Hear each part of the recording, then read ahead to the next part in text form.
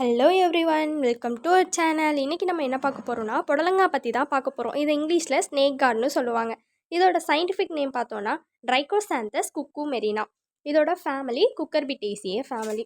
இந்த புடலங்காயை நம்ம நார்மலாக வெஜிடபிள்காகவும் அதே மாதிரி சீட் ப்ரொபகேஷனுக்காக மோஸ்ட்லி யூஸ் பண்ணுவாங்க.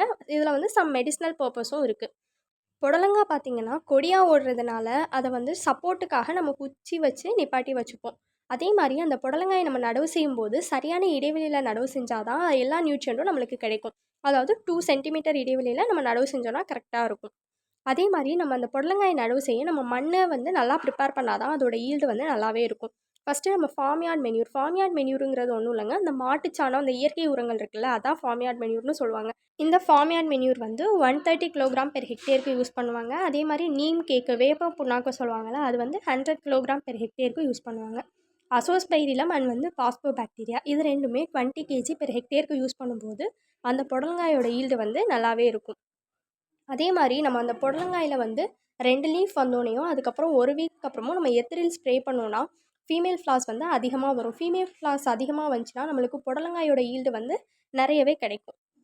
புடலங்காய் எப்படி ஹார்வெஸ்ட் பண்ணணும்னா, புடலங்காய் நல்லா பெருசாகி அதே மாதிரி ஒரு ஃபர்ம்னஸ், ஒரு ஃப்ளஷ் இருக்கும். அந்த மாதிரி டைமில் நம்ம ஹார்வெஸ்ட் பண்ணிக்கலாம்.